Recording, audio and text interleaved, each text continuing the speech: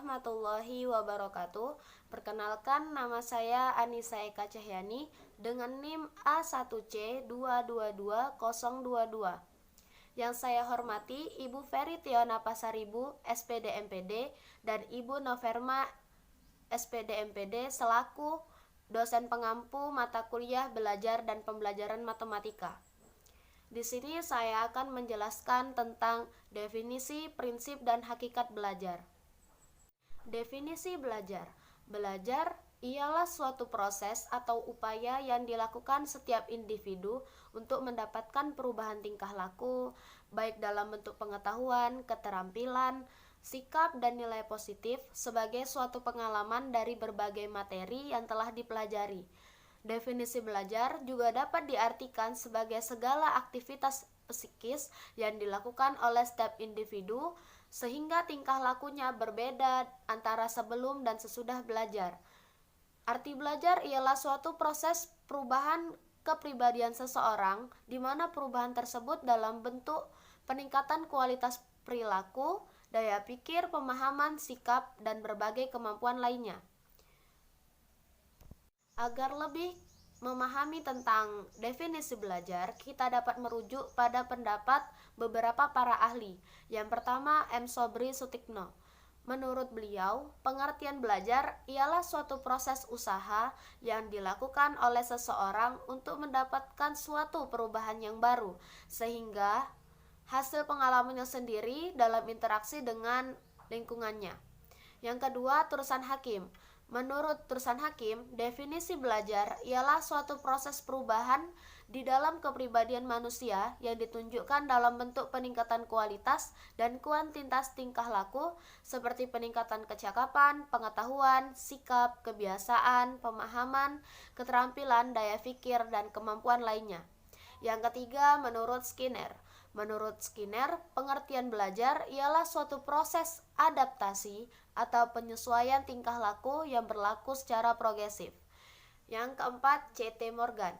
Menurut C.T. Morgan, pengertian belajar ialah suatu perubahan yang relatif dalam menetapkan tingkah laku sebagai akibat atau hasil dari pengalaman yang telah lalu. Yang kelima, Hilgard dan Bauer. Menurut Hilgard dan Bauer, pengertian belajar ialah perubahan tingkah laku seseorang terhadap suatu situasi tertentu yang disebabkan oleh pengalamannya yang berulang-ulang dalam situasi tersebut. Prinsip-prinsip belajar. Menurut Hamalik tahun 2004, William Burton, seorang pakar pembelajaran di Amerika Serikat, menyimpulkan uraiannya yang cukup panjang tentang proses prinsip-prinsip belajar, yaitu yang pertama, proses belajar ialah pengalaman, berbuat, mereaksi, dan melampaui atau undergoing.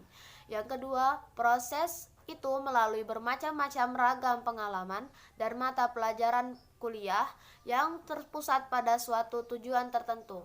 Yang ketiga, pengalaman belajar secara maksimum bermakna bagi kehidupan siswa.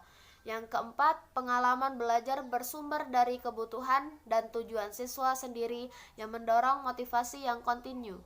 Yang kelima, proses belajar dan hasil belajar disyarati oleh hereditas, keturunan, dan lingkungannya.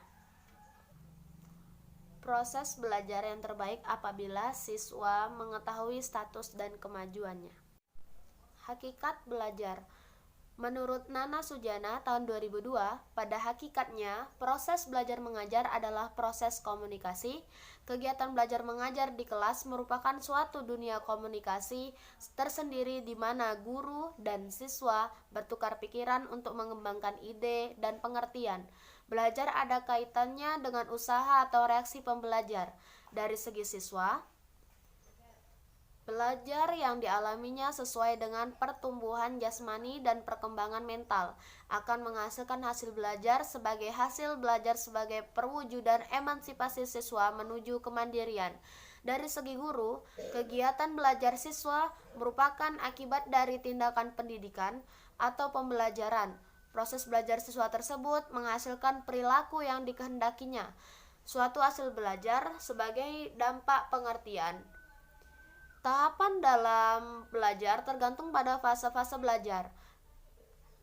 Salah satu tahapannya yang dikemukakan oleh Writing yaitu yang pertama tahap acquisition, yaitu tahapan perolehan informasi. Yang kedua tahap storage, yaitu tahapan penyimpanan informasi.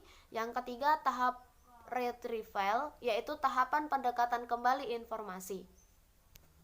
Di sini saya akan menyimpulkan tentang definisi, prinsip, dan hakikat belajar. Definisi, prinsip, dan hakikat belajar ialah induk dari ilmu pengetahuan yang membahas sesuai dengan apa yang telah dikaji dan diteliti di dalamnya. Kegiatan belajar juga dapat membentuk sikap seseorang.